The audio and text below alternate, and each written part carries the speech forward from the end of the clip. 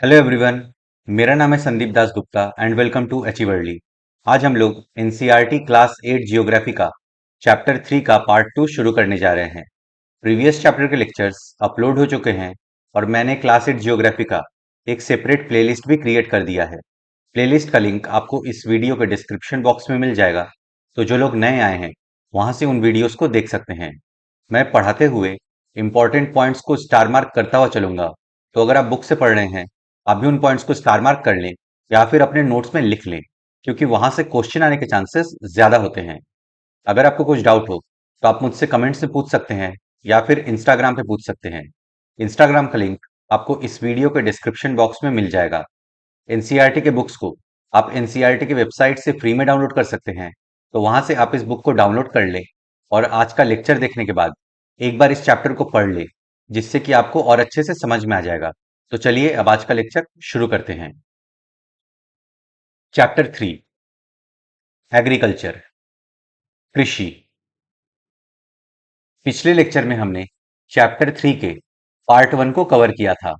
उसमें हमने farm system और टाइप्स ऑफ फार्मिंग के बारे में पढ़ा था। इस वीडियो के डिस्क्रिप्शन बॉक्स में आपको चैप्टर 3 के पार्ट 1 के लेक्चर का लिंक मिल जाएगा। अगर आपने वो वीडियो नहीं देखा है तो वहां से आप देख सकते हैं। आज हम लोग चैप्टर 3 के पार्ट 2 को शुरू करेंगे। इसमें हम मेजर क्रॉप्स के बारे में पढ़ेंगे, फिर एग्रीकल्चरल डेवलपमेंट के बारे में पढ़ेंगे। तो चलिए अब आज का लेक्चर शुरू करते हैं।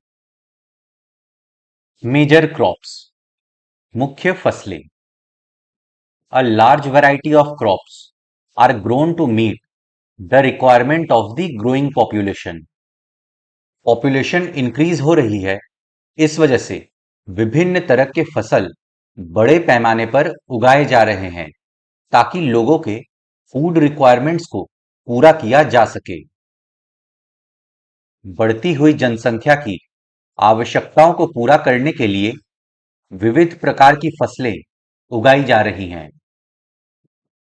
Crops also supply raw materials for agro-based industries. Crops agro-based industries को raw material प्रोवाइड करते हैं। एग्रीकल्चर बेस्ड इंडस्ट्रीज के एग्जाम्पल हैं biscuit industry, bread industry etcetera. ये इंडस्ट्रीज हमारे इकोनॉमी में सेकेंडरी सेक्टर में आते हैं। ये रॉ मटेरियल को फिनिश्ड प्रोडक्ट में प्रोसेस करते हैं। For example, wheat raw material है, उसको आटे में बदलकर बिस्किट्स, ब्रेड एक्सेट्रा बनाना। फसलें कृषि आधारित उद्योगों के लिए भी कच्चे माल की आपूर्ति करती है। Major food crops are wheat, rice, maize and millets. Jute and cotton are fibre crops. Important beverage crops are tea and coffee. Major crops के कुछ एग्जाम्पल हैं wheat, rice, maize, millets. Jute और कॉटन फाइबर क्रॉप्स हैं, यानी रेशेदार फसल हैं। T और कॉफी इंपॉर्टेंट बेवरेजेस हैं। गेहूं, चावल, मक्का और बाजरा मुख्य खाद्य फसलें हैं। जूट और कपास रेशेदार फसलें हैं। चाय और कहवा मुख्य पेय फसलें हैं। अब हम लोग पढ़ेंगे राइस के बारे में। चावल। Rice is the major food crop of the world. Rice पूरे वर्ल्ड में एक मेजर फूड क्रॉप है। यह विश्व की मुख्य खाद्य फसल है। It is the staple diet of the tropical and सब ट्रॉपिकल रीजन्स। ट्रॉपिकल और सब ट्रॉपिकल रीजन यानी उष्णकटिबंधीय और उपोष्णकटिबंधीय क्षेत्रों में राइस एक स्टेपल डाइट है। इन रीजन्स में राइस खाया जाता है। ये उष्णकटिबंधीय और उपोष्णकटिबंधीय प्रदेशों का मुख्य आहार है। Rice needs high temperature, high humidity and rainfall. चावल की फसल को उगने के लिए टेम्परेचर यानी तापमान हाई चाहिए, आर्द्रता यानी मॉइस्चर भी हाई चाहिए और वर्षा यानी रेनफॉल हाई चाहिए। चावल के लिए उच्च तापमान, अधिक आर्द्रता एवं वर्षा की आवश्यकता होती है। It grows best in alluvial clayey soil which can retain water. Rice सबसे अच्छा एलुवियल क्लेई सॉइल यानी चिकनी जलोढ़ मिट्टी में अच्छे से उगती है। पानी रोकने की क्षमता है इस मृदा में। वाटर रिटेनिंग कैपेसिटी है। ये फसल चीका युक्त जलोढ़ मृदा जिसमें जल रोकने की क्षमता हो में सर्वोत्तम ढंग से बढ़ती है। China leads in the production of rice followed by India, Japan, Sri Lanka and Egypt. Rice का प्रोडक्शन सबसे ज्यादा चाइना करता है, उसके बाद इंडिया, जापान, श्रीलंका, इजिप्ट। चीन चावल उत्पादन में अग्रणी है, इसके बाद क्रमशः भारत, जापान, श्रीलंका और मिस्र हैं। In favorable climatic conditions, as in West Bengal and Bangladesh, 2 to 3 crops are grown in a year. West Bengal और बांग्लादेश में फेवरेबल क्लाइमेटिक कंडीशंस मिलते हैं, इसलिए यहाँ पे एक साल में राइस की 2 से 3 फसलें उगाई जाती हैं। अनुकूल जलवायविक दशाओं जैसे पश्चिमी बंगाल और बांग्लादेश में एक वर्ष में 2 से 3 फसलें उगाई जाती हैं। अब हम लोग पढ़ेंगे व्हीट के बारे में। गेहूं। Wheat requires moderate temperature and rainfall during growing season and bright sunshine at the time of harvest. Wheat के ग्रोइंग सीजन में मतलब व्हीट को बढ़ने के लिए मॉडरेट टेम्परेचर और मॉडरेट रेनफॉल चाहिए होता है, और जब व्हीट की हार्वेस्टिंग यानी फसल की कटाई होगी उस वक्त तेज धूप चाहिए। गेहूं के वर्धन काल में मध्यम तापमान एवं वर्षा और शस्य कर्तन फसल की कटाई के समय तेज धूप की आवश्यकता होती है। It thrives best in well drained loamy soil. Wheat loamy soil में बहुत अच्छे से ग्रो करता है। सॉइल वेल ड्रेन्ड होना चाहिए, मतलब पानी एक जगह नहीं रुकना चाहिए। इसमें मॉइस्चर यानी नमी होती है और जल की निकासी भी अच्छे से होती है ताकि जड़ों तक पर्याप्त हवा पहुंच सके। इसका विकास सुअपवाहित गुमट मृदा में सर्वोत्तम ढंग से होता है। Wheat is grown extensively in USA, Canada, Argentina, Russia, Ukraine, Australia and India. USA, Canada, Argentina, Russia, Ukraine, Australia, India में व्हीट उगाया जाता है। गेहूं संयुक्त राज्य अमेरिका, कनाडा, अर्जेंटीना, रूस, यूक्रेन, ऑस्ट्रेलिया और भारत में विस्तृत रूप से उगाया जाता है। In India it is grown in winter. Bharat में ठंडी के टाइम पे व्हीट उगाया जाता है। भारत में ये शीत ऋतु में उगाया जाता है। अब हम लोग पढ़ेंगे मिलेट्स के बारे में। Millet they are also known as coarse grains and can be grown on less fertile and sandy soils. Millets को कोर्स ग्रेन्स यानी मोटे अनाज के रूप में भी जाना जाता है। मिलेट्स कम उपजाऊ मृदा तथा सैंडी सॉइल यानी बलुई मृदा में भी उगाया जा सकता है। ये मोटे अनाज के रूप में भी जाने जाते हैं और कम उपजाऊ तथा बलुई मृदा में उगाई जा सकती है।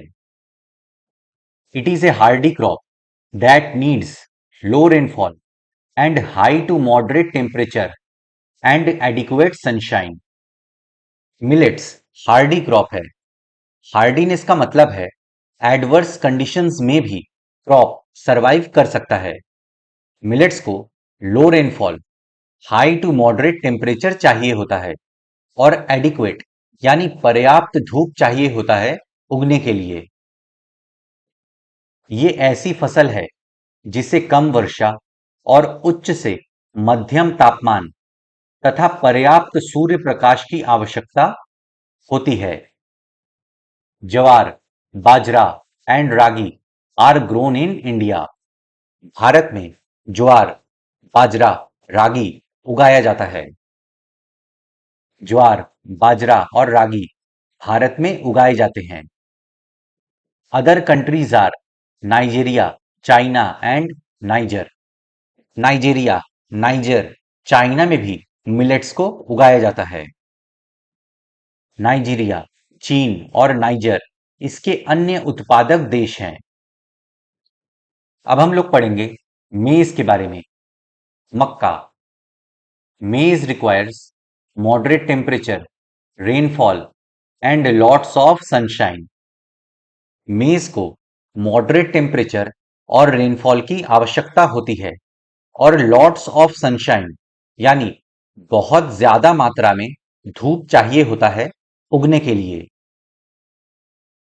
इसके लिए मध्यम तापमान, वर्षा और अधिक धूप की आवश्यकता होती है। It needs well drained fertile soil. मक्का को वेल ड्रेन्ड फर्टाइल सॉइल चाहिए। इसे सुअपवाहित उपजाऊ मृदा की आवश्यकता होती है। Maize is grown in north America, Brazil, China, Russia, Canada, India and Mexico. North America, Brazil, China, Russia, Canada, India और मेक्सिको में मेज उगाया जाता है। मक्का उत्तर अमेरिका, ब्राजील, चीन, रूस, कनाडा, भारत और मेक्सिको में उगाई जाती है। Maize is also known as corn. Various colourful varieties of maize are found across the world. Maize को कॉर्न के नाम से भी जाना जाता है। पूरे वर्ल्ड में मेज के कलरफुल वेराइटीज पाए जाते हैं। मक्का को कॉर्न के नाम से भी जाना जाता है। विश्व में इसकी विभिन्न रंग बिरंगी प्रजातियां पाई जाती हैं। अब हम लोग पढ़ेंगे कॉटन के बारे में। कपास।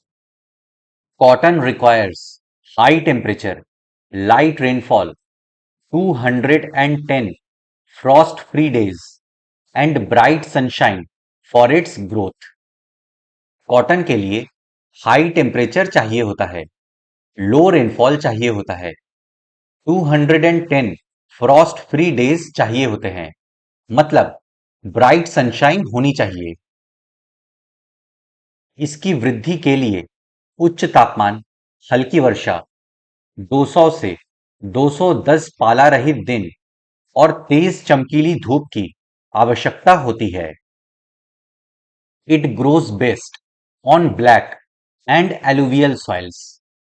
ब्लैक सॉइल और एलुवियल सॉइल में कॉटन बेस्ट उगती है। ये काली और जलोढ़ मृदा में सर्वोत्तम उगती है। China, USA, India, Pakistan, Brazil and Egypt are the leading producers of cotton. China, USA, India, Pakistan, Brazil और इजिप्ट लीडिंग प्रोड्यूसर हैं कॉटन के। चीन, संयुक्त राज्य अमेरिका, भारत, पाकिस्तान, ब्राजील और मिस्र कपास के अग्रणी उत्पादक हैं। It is one of the main raw materials for the cotton textile industry. Cotton textile industry में कॉटन यानी कपास एक मेन रॉ मटेरियल है, यानी कच्चा माल है। ये सूती वस्त्र उद्योग के लिए एक महत्वपूर्ण कच्चा माल है। अब हम लोग पढ़ेंगे जूट के बारे में। पटसन। Jute was also known as the golden fibre. Jute को गोल्डन फाइबर यानी सुनहरा रेशा के नाम से भी जाना जाता है। इसको सुनहरा रेशा के रूप में भी जाना जाता है। इस पॉइंट को आप स्टार मार्क कर लीजिए क्योंकि ये आपसे पूछा जा सकता है। It grows well on alluvial soil and requires high temperature, heavy rainfall and humid climate. Jute के फसल को अच्छे से उगने के लिए टेम्परेचर हाई चाहिए होता है, रेनफॉल अधिक चाहिए होता है और ह्यूमिड क्लाइमेट चाहिए होता है, और इसको एलुवियल सॉइल यानी जलोढ़ मृदा चाहिए होती है अच्छे से उगने के लिए। ये जलोढ़ मृदा में अच्छे ढंग से विकसित होता है और इसे उच्च तापमान, भारी वर्षा और आर्द्र जलवायु की आवश्यकता होती है। This crop is grown in the tropical areas. Tropical region यानी उष्ण कटिबंधीय क्षेत्रों में जूट उगाई जाती है। ये फसल उष्ण कटिबंधीय क्षेत्रों में उगाई जाती है। India and Bangladesh are the leading producers of jute. Bharat और बांग्लादेश जूट के लीडिंग प्रोड्यूसर हैं। भारत और बांग्लादेश पटसन के अग्रणी उत्पादक हैं। अब हम लोग पढ़ेंगे कॉफी के बारे में। Coffee requires warm and wet climate and well drained loamy soil. Coffee के लिए वार्म और वेट क्लाइमेट चाहिए, यानी ह्यूमिडिटी आर्द्रता चाहिए, वेल ड्रेन्ड लोमी सॉइल चाहिए। इसके लिए गर्म एवं आर्द्र जलवायु और सुअपवाहित दोमट मृदा की आवश्यकता होती है। Hill slopes are more suitable for growth of this crop. Coffee के लिए हिल स्लोप्स यानी पर्वतीय ढाल सुटेबल होते हैं ताकि वाटर लॉगिंग को अवॉइड किया जा सके। इस फसल की वृद्धि के लिए पर्वतीय ढाल अधिक उपयुक्त होते हैं। Brazil is the leading producer followed by Colombia and India. Coffee का लीडिंग प्रोड्यूसर ब्राजील है, उसके बाद कोलंबिया और भारत है। ब्राजील कॉफी का अग्रणी उत्पादक है, इसके पश्चात कोलंबिया और भारत है। Who discovered the coffee plant. Coffee के पौधे की खोज किसने की? There are different versions about the discovery of coffee. Coffee की डिस्कवरी को लेके बहुत सारी स्टोरीज हैं। कॉफी की खोज के विषय में विभिन्न कहानियां प्रचलित हैं। In about AD 850, Kaldi, an Arab goat herder who was puzzled by the queer antics of his flock, tasted the berries of the evergreen bush on which the goats were feeding. 850 AD में अरब में एक काल्दी नाम का गोट हर्डर था, यानी पशुचारक था। वो अपने बकरियों को अजीब तरीके से उछल कूद करते हुए देखता है। उसने देखा कि उसकी बकरियां कुछ खास तरह के बेरीज खा रही थी, तो एक दिन उसने भी उन बेरीज को खाया। लगभग 850 ईस्वी में काल्दी नाम का एक अरबवासी जो बकरी चराने वाला था, अपनी बकरियों की अनोखी उछल कूद और हरकतों को देखकर परेशान था। एक दिन उसने भी उस सदाहरित पौधे की फलियों को चख कर देखा जिन्हें उसकी बकरियां प्रतिदिन खाया करती थी। On experiencing a sense of exhilaration, he proclaimed his discovery to the world. उसने जब उन बेरीज को खाया तो उसे अच्छा लगा, एक्साइटिंग लगा, क्योंकि उसमें कैफीन था। फिर उसने सबको इसके बारे में बताया। उसने आनंद के भाव का अनुभव करने के बाद अपनी खोज के विषय में संसार को बताया। अब हम लोग पढ़ेंगे टी के बारे में। चाय। T is a beverage crop grown on plantations. T को प्लांटेशंस में उगाया जाता है। टी एक बेवरेज क्रॉप है। चाय बागानों में उगाई जाने वाली एक पेय फसल है। This requires cool climate and well-distributed high rainfall throughout the year for the growth of its tender leaves. T के लिए कूल क्लाइमेट चाहिए, पूरे साल भर इवनली डिस्ट्रीब्यूटेड हाई रेनफॉल चाहिए ताकि टी के जो सॉफ्ट लीव्स हैं वो अच्छे से ग्रो कर सकें।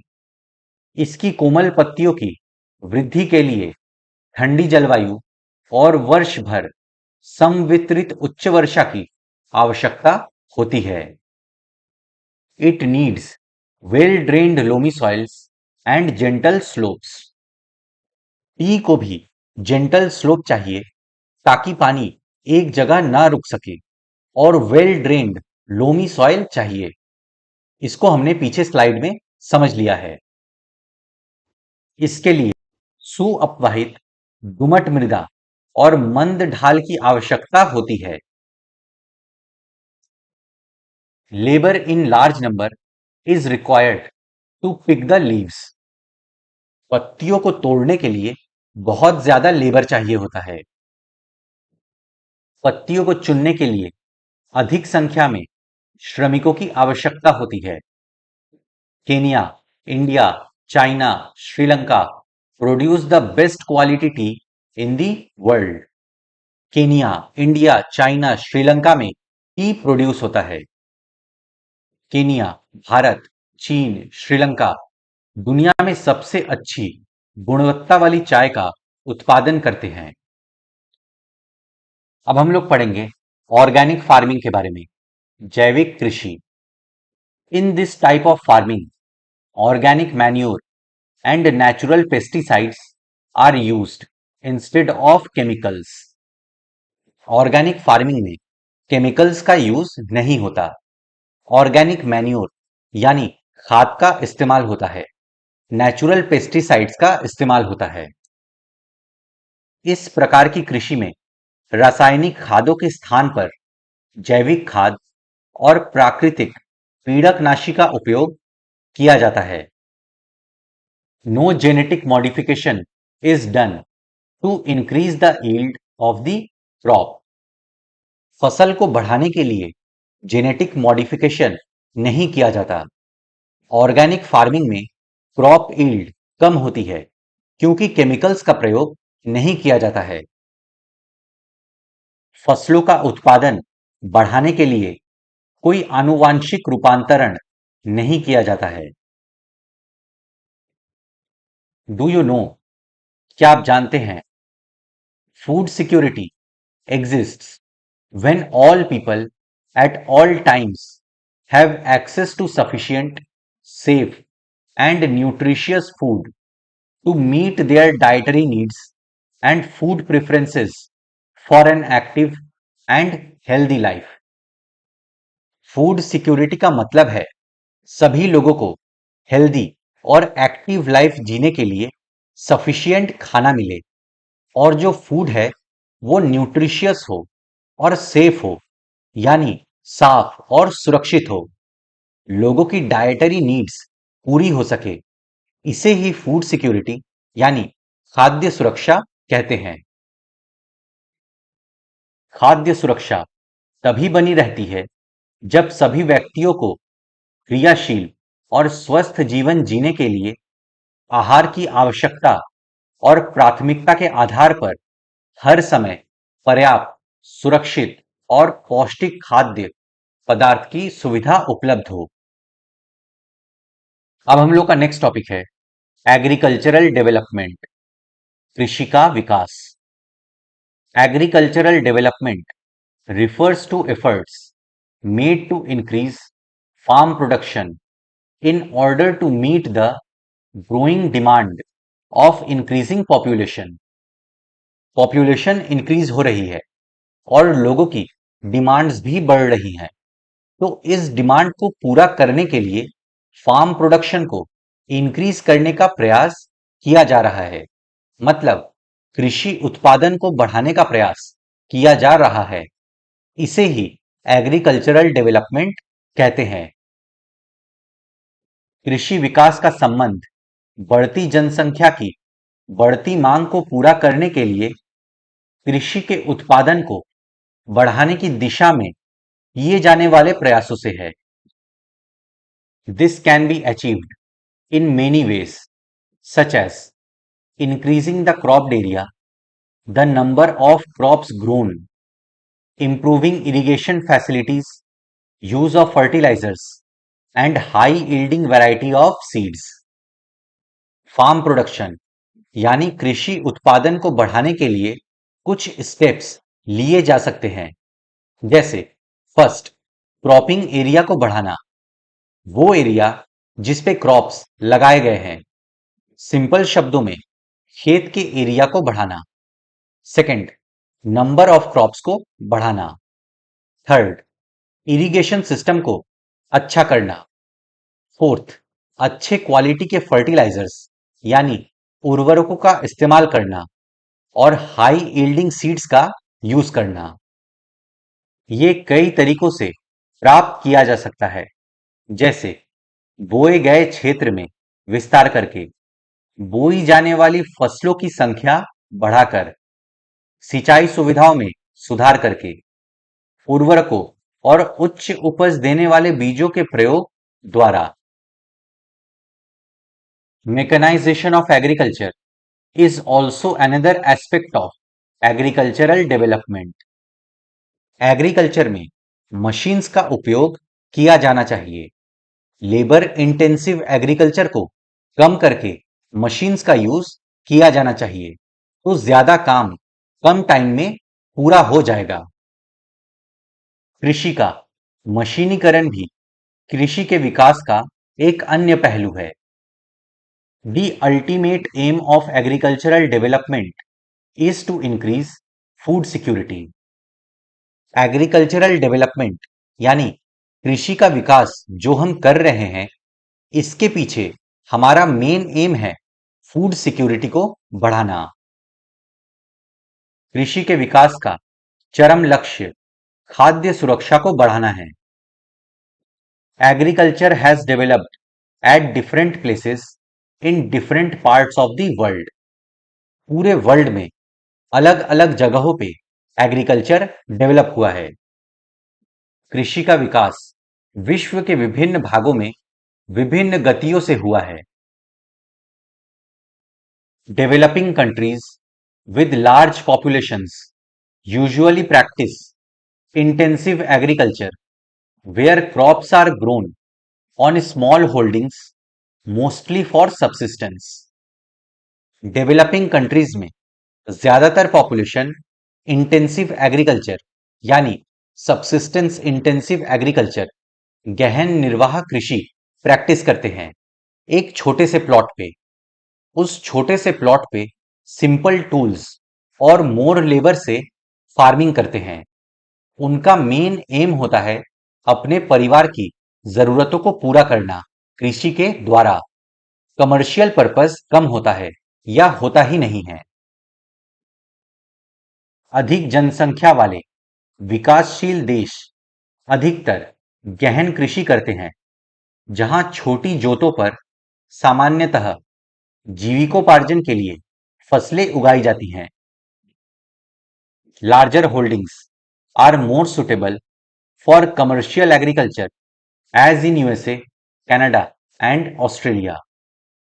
USA, कनाडा, ऑस्ट्रेलिया जैसे कंट्रीज में कमर्शियल फार्मिंग की जाती है, मतलब मार्केट में बेचने के लिए बड़े लेवल पे क्रॉप्स को उगाया जाता है और कमर्शियल फार्मिंग के लिए बहुत बड़े बड़े प्लॉट्स होते हैं। बड़ी जोतें वाणिज्यिक कृषि के लिए अधिक उपयुक्त होती है, जैसे संयुक्त राज्य अमेरिका, कनाडा और ऑस्ट्रेलिया में। With the help of 2 case studies of farms, one from India and the other from the USA, let us understand about agriculture in the developing and a developed country. आओ हम दो फार्मों, एक भारत और दूसरे संयुक्त राज्य अमेरिका के वस्तु स्थिति अध्ययनों की सहायता से विकासशील और विकसित देशों की कृषि के विषय में जानें। A farm in India, Bharat का एक farm. There is a small village Adilabad in Gazipur district of Uttar Pradesh. Munna Lal is a small farmer in this village who has farmland of about 1.5 hectares. His house is in the main village. UP के Ghazipur district में आदिलाबाद नाम का एक गांव है। वहां मुन्ना लाल नाम का एक छोटा किसान रहता है। उसके पास लगभग 1.5 हेक्टेयर का एक फार्म है। उसका घर मेन विलेज में है। उत्तर प्रदेश के गाजीपुर जिले में आदिलाबाद एक छोटा सा गांव है। मुन्ना लाल इस गांव का एक छोटा किसान है जिसके पास लगभग 1.5 हेक्टेयर का एक फार्म है। उसका आवास मुख्य गांव में है। He purchases high yielding varieties of seeds from the market every alternate year.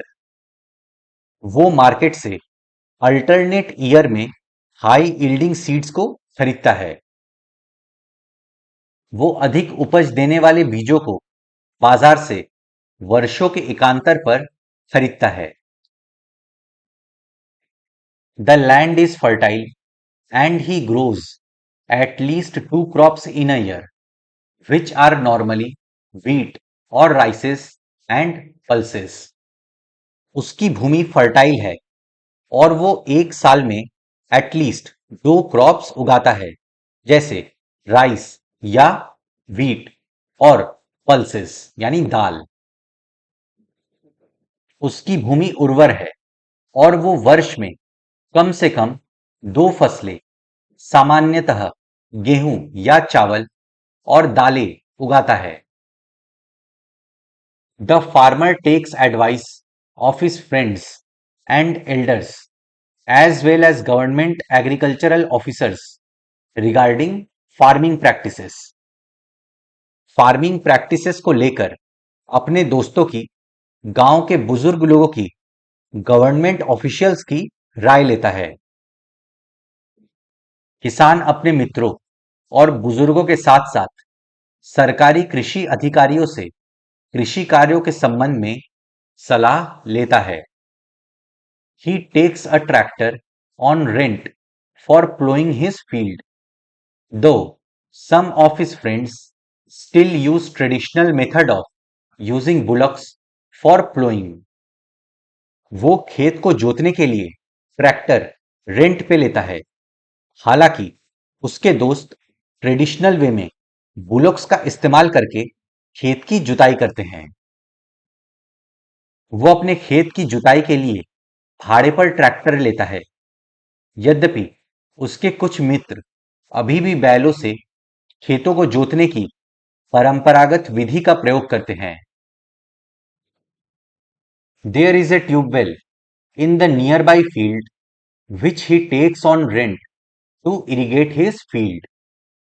खेत के पास एक ट्यूबवेल है जिसे वो रेंट पे लेता है जब उसे अपने खेत की सिंचाई करनी होती है।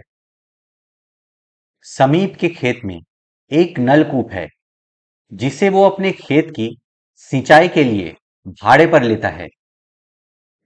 Munna Lal also has 2 buffaloes and few hens. He sells milk in the cooperative store located in the nearby town. Munna Lal के पास 2 भैंस है और कुछ मुर्गियां हैं। उसके गांव के पास के नगर में एक कोऑपरेटिव स्टोर है, वहां पे वो दूध बेचता है। मुन्ना लाल के पास 2 भैंस और कुछ मुर्गियां भी हैं। वो निकट के शहर में स्थित सहकारी भंडार में दूध बेचता है। He is a member of the cooperative society which also advises him on the type of fodder for his animals, safety measures to protect the health of the livestock and artificial insemination. वो cooperative society का member भी है। Cooperative society उसको different advices भी देती है, जैसे पशुओं को कौन सा चारा खिलाया जाना चाहिए, आर्टिफिशियल इंसेमिनेशन के बारे में भी एडवाइस देती है, पशुओं के हेल्थ को अच्छा रखने के लिए क्या क्या करना चाहिए, इसके बारे में भी सलाह देती है। वो वहां का एक सदस्य है। सहकारी समिति उसके जानवरों के लिए चारे के प्रकार, पशुधन के स्वास्थ्य के सुरक्षात्मक उपायों और कृत्रिम गर्भाधान के संबंध में भी सलाह देती है। All the members of the family help him in various farm activities. Munna Lal के परिवार वाले उसको डिफरेंट फार्म एक्टिविटीज में मदद करते हैं। कृषि के विविध कार्यों में परिवार के सभी सदस्य उसकी सहायता करते हैं। Sometimes he tax credit from a bank or the agricultural cooperative society to buy high yielding variety seeds and implements। कभी कभी वो बैंक से या फिर एग्रीकल्चरल कोऑपरेटिव सोसाइटी से पैसे उधार लेता है ताकि हाई यील्ड वैरायटी वाले सीड्स खरीद सके। कभी कभी वो बैंक या कृषि सहकारी समिति से बीजों की उच्च उपज वाली किस्मों और औजारों को खरीदने के लिए ऋण लेता है। He sells his produce in the mandi located in the nearby town। जब फसल तैयार हो जाएगी तो मुन्ना लाल अपने फसल को पास के टाउन में ले जाकर मंडी में बेचेगा। वो अपने उत्पाद को निकट के शहर में स्थित मंडी में बेचता है। Since majority of the farmers do not have storage facilities, they are forced to sell the produce even when the market is not favorable to them। ज्यादातर फार्मर्स के पास स्टोरेज फैसिलिटी नहीं होती, तो फार्मर्स क्रॉप्स को store करके नहीं रख पाते। क्रॉप्स खराब हो जाने के डर से उन्हें कभी कभी न चाहते हुए भी क्रॉप्स को मंडी में बेचना पड़ता है जब मार्केट उनके फेवर में नहीं होता। मतलब फसल जिस दाम पे बिकना चाहिए था उससे कम दाम पे बिक रहा है। अधिकांश किसानों के पास भंडारण सुविधाओं की कमी होती है, इसलिए वे बाजार के अनुकूल ना होने पर भी अपने उत्पादों को बेचने के लिए विवश होते हैं। In recent years the government has taken some steps to develop storage facilities. Recent years में गवर्नमेंट ने कुछ स्टेप्स लिए हैं स्टोरेज फैसिलिटीज बनाने के लिए, ताकि फार्मर्स अपने क्रॉप्स को स्टोर करके रख सकें और फेवरेबल टाइम आने पे बेच सकें। हाल के वर्षों में सरकार ने भंडारण की सुविधाओं के विकास के लिए कुछ कदम उठाए हैं। A farm in the USA. संयुक्त राज्य अमेरिका का एक farm. The average size of a farm in the USA is much larger than that of an Indian farm. USA में खेत का एवरेज साइज इंडिया के खेत से बड़ा होता है। संयुक्त राज्य अमेरिका में एक फार्म का औसत आकार भारतीय फार्म की तुलना में बहुत बड़ा होता है। A typical farm size in the USA is about 250 hectares। The farmer generally resides in the farm. USA में एवरेज फार्म साइज 250 हेक्टेयर तक का होता है। फार्मर फार्म में ही रहता है। संयुक्त राज्य अमेरिका में एक प्रारूपिक फार्म का आकार 250 हेक्टेयर होता है। किसान सामान्यतः फार्म में रहता है। Some of the major crops grown are corn, soybean, wheat, cotton and sugar beet. Corn, soybean, wheat, cotton, sugar beet कुछ मेजर क्रॉप्स हैं जो उगाए जाते हैं। मक्का, सोयाबीन, गेहूं और चुकंदर यहां उगाई जाने वाली कुछ महत्वपूर्ण फसलें हैं। जो होरन, a farmer in the Midwest USA in Iowa state, owns about 300 hectares of land. Midwest USA में आयोवा स्टेट में जो होरन एक फार्मर है, उसके पास 300 हेक्टेयर भूमि है। संयुक्त राज्य अमेरिका के मध्य पश्चिम में स्थित आयोवा राज्य के एक किसान जो होरन के पास 300 हेक्टेयर भूमि है। He grows corn on his field after making sure that soil and water resources meet the needs of this crop. वो अपने खेत में मक्का उगाता है और वो ये इंश्योर करता है कि क्रॉप के लिए adequate amount of water available हो, सॉइल फर्टाइल हो। वो अपने खेत में मक्का तब उगाता है जब वो आश्वस्त हो कि मृदा और जल संसाधन इस फसल की आवश्यकता को पूरा कर देंगे। Adequate measures are taken to control pests that can damage the crop. वो इस बात का भी ध्यान रखता है कि क्रॉप्स को पेस्ट से कोई डैमेज ना पहुंचे। फसल को नुकसान पहुंचाने वाले पीड़कों पर नियंत्रण के लिए पर्याप्त उपाय किए जाते हैं। From time to time, he sends the soil samples to a soil testing laboratory to check whether the nutrients are sufficient or not. वो टाइम टू टाइम अपने सॉइल को सॉइल टेस्टिंग लैबोरेटरी में भेजते रहता है ताकि उसे पता चल पाए कि सॉइल में न्यूट्रिएंट्स हैं या नहीं हैं। समय समय पर वो मृदा के नमूनों को मृदा परीक्षण प्रयोगशाला में जांच के लिए भेजता है कि उसमें पर्याप्त पोषक हैं या नहीं। The results help Joe Horan to plan a scientific fertiliser programme. Lab से जो रिजल्ट उसको मिलते हैं तो वो साइंटिफिक फर्टिलाइजर प्रोग्राम को प्लान कर पाता है कि सॉइल में किस न्यूट्रिएंट की कितनी जरूरत है एक्सेट्रा। ये परिणाम जो होरन को वैज्ञानिक उर्वरक कार्यक्रम की योजना बनाने में मदद करते हैं। His computer is linked to the satellite which gives him a precise picture of his field.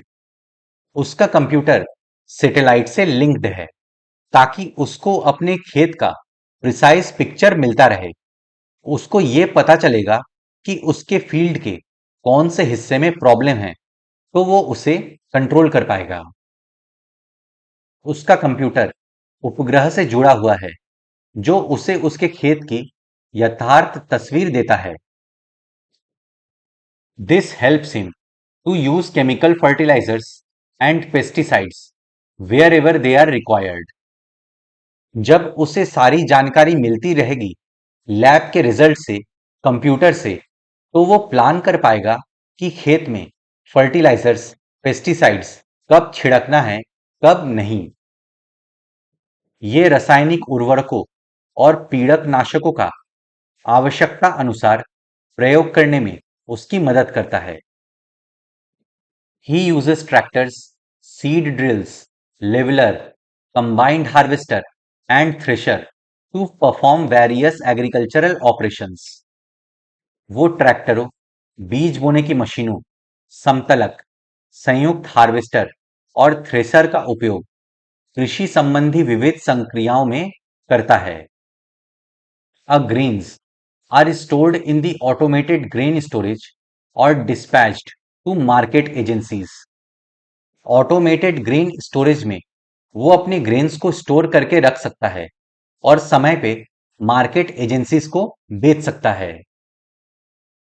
अनाज स्वचालित अन्न भंडार में संचित किए जाते हैं अथवा बाजार अभिकरणों, मार्केट एजेंसियों में भेजे जाते हैं।